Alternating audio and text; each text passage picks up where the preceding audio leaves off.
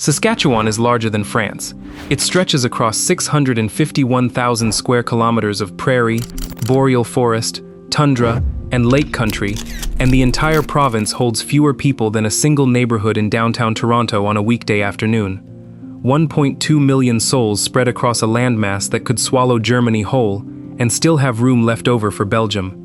Drive west from Regina on the Trans-Canada Highway and you will pass through towns where three-bedroom houses with garages and fenced yards are listed for $12,000, $15,000, sometimes less than the price of a used sedan, and nobody is buying them. Not a single offer, not even a low ball. Hit subscribe. I promise this is worth your time. The emptiness of Saskatchewan is not an accident. It is the end result of 120 years of economic promises that arrived, thrived briefly, and then vanished, leaving behind grain elevators that stand like headstones over towns that no longer exist. Understanding why this province sits so hollow requires going back to the beginning, to the moment when the Canadian government decided that the prairies needed people, and people needed the prairies, and both assumptions turned out to be only partially true. The story begins with wheat. In the late 1800s, the Dominion of Canada passed the Dominion Lands Act, which offered 160 acres of land to any settler willing to farm it for 3 years. The deal was extraordinary: free land, as much as a family could work, in exchange for nothing more than the willingness to endure winters that could freeze a man to death in his own barn. Settlers came from Ukraine, Germany, Scandinavia, England, and the United States. Between 1901 and 1931, Saskatchewan's population exploded from 91,000 to over 921,000 people. In 3 decades, the province grew tenfold. Towns sprang up every 10 to 15 kilometers along the railway lines, each one anchored by a grain elevator, a general store, a church, and a post office. The logic was simple. Farmers needed to haul their wheat by horse and cart, which meant they could not travel more than a day's journey to deliver grain. The railway companies understood this and built sidings at regular intervals, and around each siding a town was born. By the early 1930s, Saskatchewan had more than 1,000 villages, hamlets, and towns scattered across the southern prairie. Each one served a small radius of farms. Each one believed it would last forever. The first collapse came with the Dust Bowl. Throughout the 1930s, drought turned Saskatchewan's topsoil into airborne dust. Crop yields fell to zero in some districts. 2/3 of the province's farming families required government relief payments just to eat. Entire communities packed up and left. The population, which had been climbing steadily for 30 years, flatlined and then started to fall. Between 1936 and 1941, Saskatchewan lost more than 25,000 people, the first net outmigration the province had ever experienced, and it would not be the last. After the war, mechanization arrived. A single combine harvester could do the work of 20 men. Tractors replaced horses. Farms that had once sustained families on a quarter section of land began consolidating into operations that spanned thousands of acres. The math was brutal. Fewer workers meant fewer families. Fewer families meant fewer children in schools. Fewer children meant school closures. Closed schools meant young families left for towns with open schools. And the towns those families left behind began their long, slow process of disappearing. Between the 1950s and the 1990s, Saskatchewan lost hundreds of communities. The Wikipedia page listing the province's ghost towns catalogs over 130 entries, and even that number understates the reality. Dozens more hamlets and villages simply dissolved without anyone bothering to record their passing.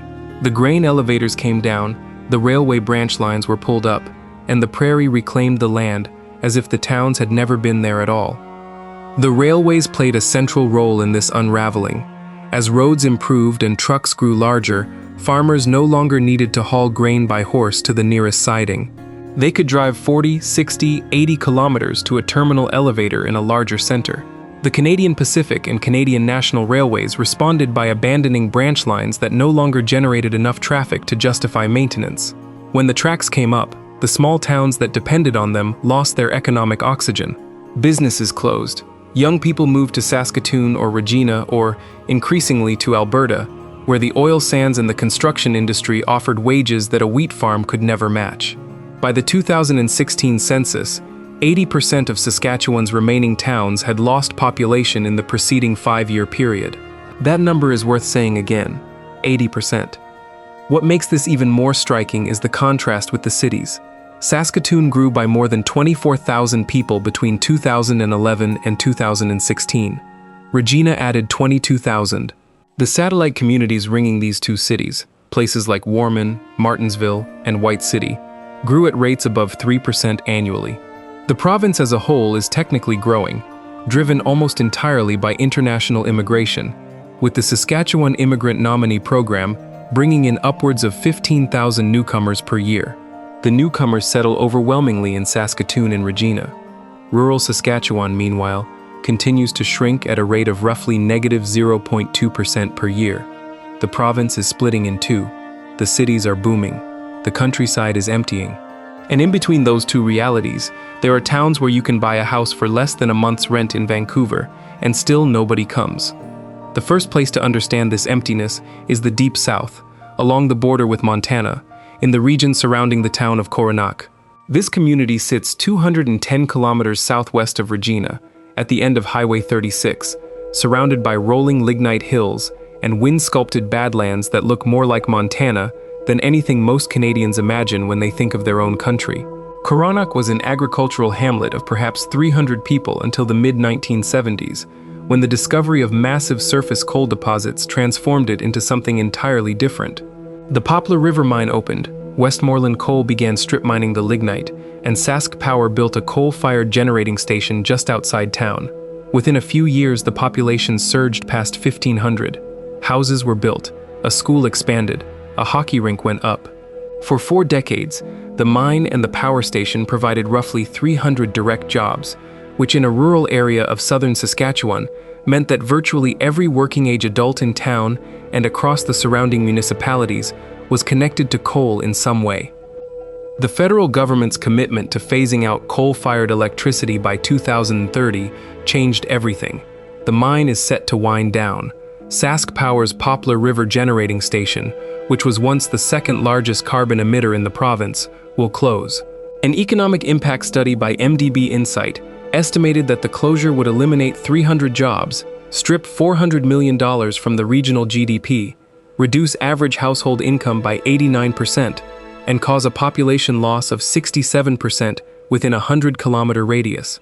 The town administrator told CBC that without coal, Coronach would probably become a ghost town very quickly. Houses that were once worth $150,000 are now difficult to sell at any price. The entire economic foundation of the community is scheduled to disappear, and despite the formation of the South Saskatchewan Ready Partnership, which involves 9 surrounding municipalities trying to attract replacement investment, there is no industry waiting in the wings that could absorb 300 displaced workers in a remote corner of the prairie where winter temperatures drop below -40 and the nearest city is more than 2 hours away. The surrounding communities feel the gravitational collapse just as keenly. Rockglen, 37 kilometers to the northeast, depends on mine workers who live there and commute. Bengoff, further along Highway 36, relies on the commercial traffic that the mine generates. When the Poplar River operation goes dark, the ripple will spread across 9 municipalities that have already signed a memorandum of understanding to face the transition together, though facing something and surviving it are not the same thing. Coronach is not a ghost town yet, but the people who live there can see it coming, the way you can see weather on the prairies, advancing across the flat horizon with nowhere to hide. Bengoff sits 145 kilometers from both Regina and Moose Jaw, deep in the same stretch of southern Saskatchewan, where the prairie gives way to the Big Muddy Badlands. The town was incorporated in 1911, named after a cartoonist, and for decades it functioned as a service center for the surrounding grain farms. The 2021 census counted 332 residents, unchanged from 2016, but that flat number conceals a deeper truth. The surrounding rural municipality of Bengo No. 40 lost 14.6% of its population between 2011 and 2016, falling from 329 to 281. The farm families that once sustained the town's businesses have consolidated into fewer and larger operations, each one managed by a single family with GPS-guided equipment that plants, sprays, and harvests without hiring a single additional hand. The grain elevator still operates, run by a local farmer cooperative, but the railway that once connected Bengo to the outside world has been pulled up. The tracks are gone. The roadbed has been returned to grass. A house in Bengo can be purchased for less than $20,000. The Gateway Festival, a roots music event held every July, brings visitors for a weekend. But when the music stops and the campers pull out, the town returns to its baseline population of elderly ranchers, a few holdout farming families, and the particular kind of silence that settles over a place when most of the people who once lived there have already left. Subscribe to show that these videos actually matter and make a difference. Travel north and west from Bengo, and you enter the landscape around Val-Marie, a village of fewer than 200 people, perched on the edge of Grasslands National Park. Val-Marie is one of the most beautiful places in Saskatchewan. The Frenchman River Valley rolls south toward Montana, through a landscape of short grass prairie, coulées, and exposed badlands where prairie dogs build their burrows and rattlesnakes sun themselves on warm rocks. It is the only place in Canada where you can find black-tailed prairie dog colonies, one of the few remaining habitats for the burrowing owl, and the dark sky preserve here is among the best on the continent. On a clear night in Val-Marie, the Milky Way is so vivid it looks artificial, as if someone painted it across the sky with a thick brush. The village itself was founded in 1924 when the railway arrived from Climax, and for a time it had restaurants, gas stations, a lumber yard, and multiple general stores. Today, most of those businesses are gone. The population has been declining for 50 years. A handful of ranchers keep the community alive, alongside a small tourism economy that revolves around the national park. Houses are available for prices that would not cover a parking spot in Toronto. The land is stunning, the skies are enormous, and almost nobody lives here, because beauty alone has never been enough to sustain an economy. Further west, the village of Climax clings to existence near the Saskatchewan-Alberta border. Its name, the subject of inevitable jokes that its remaining residents have long stopped finding amusing. Climax was founded as a farming and ranching service point, and at its peak it supported a school, a post office, a hotel, and a handful of grain buyers. The 2021 census recorded a population of 153, a number that has been drifting downward for decades. The nearest hospital is in Swift Current, over 200 kilometers away. The nearest grocery store of any meaningful size is similarly distant. Living in Climax means accepting a level of isolation that most Canadians cannot fathom. A world where a medical emergency requires an ambulance ride that takes longer than most people's commute to work. The village maintains a community rink and a small campground, but the economic base has narrowed to agriculture, and not much else. Properties here are listed at prices that seem like typographical errors. A habitable home for $10,000 or $12,000, and yet the listings sit. Nobody moves to Climax, because there is nothing in Climax to move toward, except open sky and the sound of wind crossing grass. In the southwest corner of the province, near the Great Sand Hills, the town of Leader offers a window into what happens when a prairie community loses its peak population and never recovers. Leader was founded by German immigrants from southern Russia, who arrived in large numbers beginning in 1907. The original name of the town was Prussia, but anti-German sentiment during World War I prompted the community to rename itself, choosing Leader after the Regina Morning Leader newspaper that arrived on the daily train. At its peak in 1966, the town had 1,236 residents. The 2021 census counted 881. The population has been declining for 6 decades. Leader's economy remains tied to grain and cattle, supplemented by modest tourism connected to the Great Sand Hills, a 1,900 square kilometer region of arid dunes and grassland that sits just southeast of town and is home to the rare Ord's kangaroo rat, the only place in Saskatchewan where the species has been documented. The Great Sand Hills are hauntingly beautiful, an almost extraterrestrial landscape of shifting sand ridges and stunted vegetation, but they do not generate enough visitors to replace the farm families who have been leaving for 2 generations. Drive through Leader on a winter afternoon, and the main street has the quality of a stage set after the audience has gone home. The wind pushes snow along the pavement in low, horizontal sheets.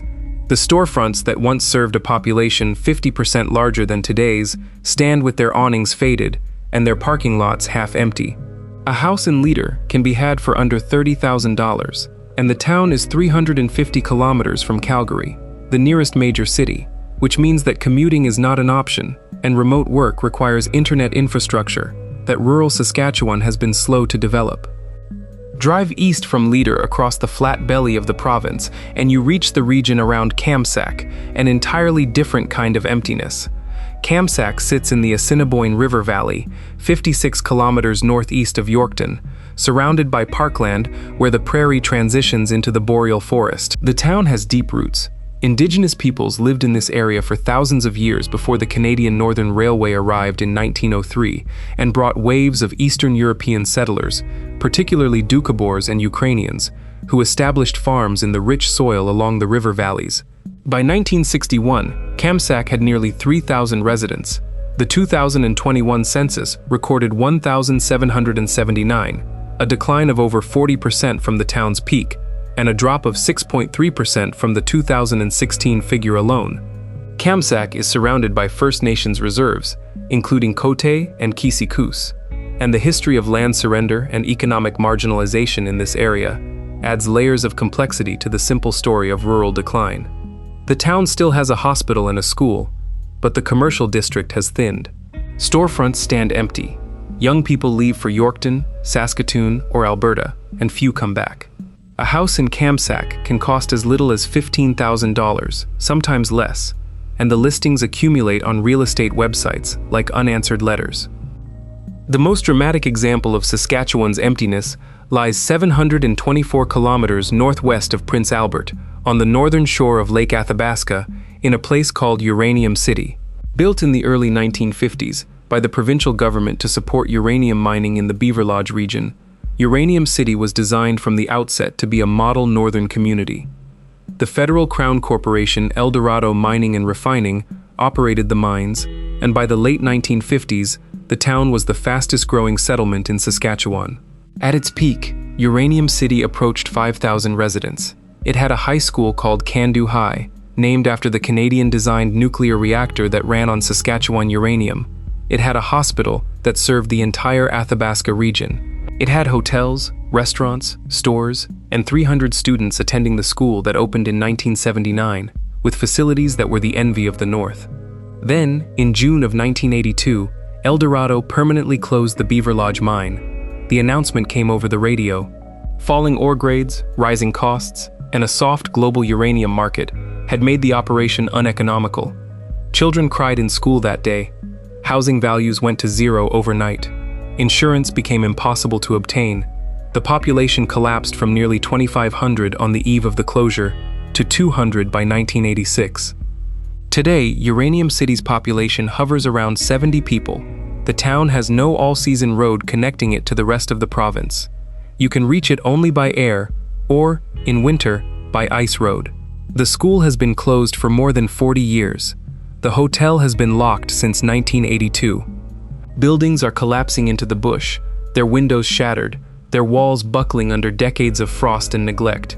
And yet a handful of people remain, held in place by the land, by memory, by something that defies the economics of departure. One longtime resident told CBC that when his father moved away after the shutdown, he stayed. He has been there ever since. The ghosts have names, he said. The empty streets still pulse with the life he remembers. Uranium City is the most extreme expression of Saskatchewan's emptiness, but it is not an anomaly, it is a preview. Every single industry town in the province carries the same vulnerability in its foundation, the knowledge that the thing keeping it alive could be taken away with a radio announcement and a quarterly earnings report. Kenora, situated in the east-central part of the province along Highway 5, tells the quieter version of the same story. The town was founded by Ukrainian and Eastern European immigrants, who gave it a name derived from Canadian Northern Railway. At its peak, Kenora was a thriving agricultural service center, with grain handling facilities, a hospital, schools, and a vibrant main street. Between 2011 and 2016, the town lost nearly 200 residents, a decline of roughly 10%, falling to a population of just over 2,000. The surrounding countryside has thinned even more dramatically. Villages within a few dozen kilometers of Kenora places like Hyas near the Manitoba border lost 40% of their population in a single census period, dropping from 114 residents to 70. The grain elevators that once defined the skyline have been demolished or left to rot. The branch lines that connected these hamlets to the rail network have been abandoned. Driving through this part of Saskatchewan today means passing through landscapes where the only vertical structures are the occasional surviving elevator, standing alone in a field, like a monument to an economy that moved on without saying goodbye. The Ukrainian churches with their distinctive onion domes still punctuate the countryside, but the congregations that built them have scattered to Winnipeg, to Edmonton, to anywhere with a future that does not depend entirely on the price of canola. The paradox of Saskatchewan's emptiness is not simply that houses are cheap. The paradox is that even at prices approaching zero, the market finds no buyers. Understanding why requires examining what cheap actually means in a place like this. A house listed at $15,000 in Coronac or Bengo for Kamsack is not the same object as a $15,000 house in a city with jobs, schools, hospitals, and grocery stores. In rural Saskatchewan, that cheap house comes bundled with a set of costs and deprivations that the listing price does not reveal. The winters are the most obvious barrier. Saskatchewan experiences some of the coldest temperatures in North America. In the southern prairie, January averages range from -15 to -25 Celsius, but extreme cold snaps can push temperatures below -40, the point at which the Fahrenheit and Celsius scales converge, and the distinction between them becomes academic. Heating a house through a Saskatchewan winter costs thousands of dollars per year, and in many small towns, natural gas service is unavailable, which means relying on propane or electric heat, both of which are significantly more expensive. The heating cost alone can exceed the purchase price of the house within a few years. Medical services have retreated from rural Saskatchewan with alarming speed. Hospitals in small towns have closed or been downgraded to health centers with limited hours and no emergency capability. In many communities, the nearest emergency room is 90 minutes to 2 hours away by road, assuming the roads are passable, which in winter is not always a safe assumption. For families with children, the absence of nearby medical care is not an inconvenience, it is a deal breaker. The same applies to education. School closures have forced parents to bus children for an hour or more each way, or to move closer to towns that still operate schools. When the school goes, the young families follow, and the community ages in place until it simply stops. Employment is perhaps the most fundamental problem. There are no jobs in these towns.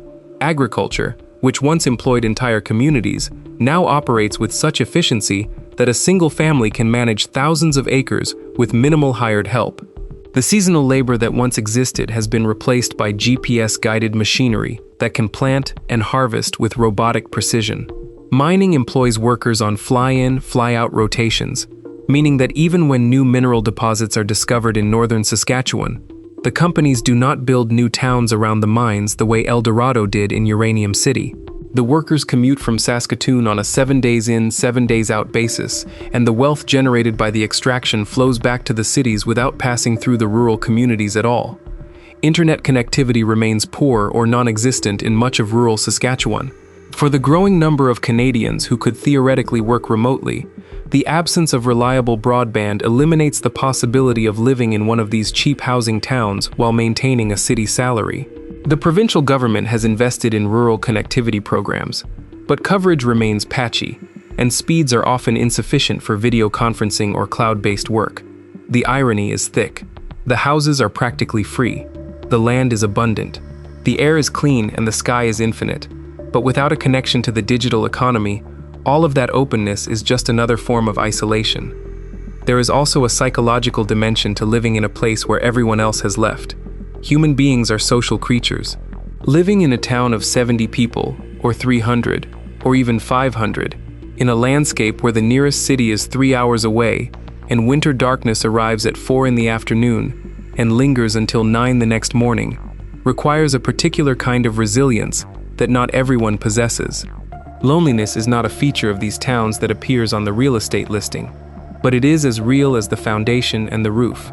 The silence of a Saskatchewan winter night, when the wind stops and the temperature drops and the only sound is the creak of wood contracting in the cold, is beautiful and terrible in equal measure. Some people thrive in that solitude. Many do not. The mental health implications of rural isolation are well documented across the Canadian prairies, with rates of depression and substance use that exceed urban averages, compounded by the distance to counseling services and the stigma that still surrounds seeking help in small farming communities, where stoicism is not a personality trait, but a survival strategy. The question of whether Saskatchewan's rural emptiness can be reversed has no simple answer. The Saskatchewan Immigrant Nominee Program has been one of the most successful provincial immigration programs in Canada, welcoming roughly 15,000 newcomers per year, with a 76% employment rate among new arrivals. The province actively recruits skilled workers, healthcare professionals, and agricultural operators from around the world. The trouble is that these newcomers settle overwhelmingly in Saskatoon and Regina, where the jobs, the services, the cultural communities, and the infrastructure already exist. Directing immigrants to rural communities has been attempted through various pilot programs, but retention rates in small towns remain low. People arrive, discover the reality of winter, distance, and limited services, and move to the cities within a few years. Remote work was supposed to save small-town Canada. The pandemic proved that millions of Canadians could do their jobs from anywhere, with an internet connection, and for a moment it seemed like the exodus might reverse. Small towns across the country reported a surge of interest from urban professionals seeking affordable housing and open space. In Saskatchewan, the surge never materialized in any meaningful way. The broadband gap was part of it. The climate was part of it. But the deeper issue is structural. People do not just need a house and a desk. They need a doctor, a school, a grocery store, a mechanic, a neighbor. They need the invisible infrastructure of community. And in the towns where houses cost $15,000, that infrastructure has already been stripped away. Provincial initiatives like Thrive Sask have tried to build capacity in vulnerable communities, supporting local action plans and economic diversification strategies. Coronach launched a feasibility study for a coal interpretive center. Val-Marie has positioned itself as a gateway to Grasslands National Park. Bengoff hosts its annual Gateway Festival. These are admirable efforts, small acts of defiance against a demographic tide that has been running in one direction for 70 years. Whether they can reverse the decline is another question entirely. The forces driving Saskatchewan's emptiness, agricultural mechanization, resource depletion, climate severity, urban concentration, and the gravitational pull of cities with their services and opportunities are not local problems with local solutions. They are continental trends playing out on a provincial stage. The potash industry still thrives around Esterhazy and Rocanville and Lanigan, and the Jansen mine, currently under development by BHP, will be one of the largest potash operations on Earth when it opens. But the jobs it creates will not revive the small towns that have already hollowed out. The workers will fly in from the cities and fly out again, extracting wealth from the prairie without ever settling on it. Saskatchewan's population grew from 91,000 to 921,000 in 30 years, and then spent the next 70 years hovering around the million mark, growing slowly, losing people to Alberta and British Columbia, gaining them back through immigration, and watching its rural interior empty out while its two cities expanded. The province has recently crossed 1.2 million, its highest population ever, but nearly all of that growth is concentrated in a handful of urban centers. The rest of the province, the vast majority of its physical territory, continues its long contraction toward a landscape of abandoned grain elevators, cracked highways without traffic, and houses that cost less than a car but sit unsold because there is no one left who wants to live in them. On a late evening in July, if you drive west from Regina on the Trans-Canada and then turn south on one of the numbered highways that reach toward the American border, you will pass through this emptiness yourself. The road is straight and the horizon is flat, and the light at that hour turns the wheat fields a shade of gold that photographers spend their careers chasing. The grain elevators appear in the distance, still standing, some of them tall and solitary against a sky so wide it makes you feel like the only person on the surface of the planet. The towns attached to those elevators are quiet, a few houses with lights on, a dog crossing the road, a pickup truck parked in front of the only business that still has an open sign. The rest is wind, the rest is grass, the rest is the particular brand of beauty that belongs to places where the land has outlasted the people who tried to make a life on it, and now waits, patient and indifferent, for whatever comes next, or for nothing at all. The prairie does not care. It never did. It just waits.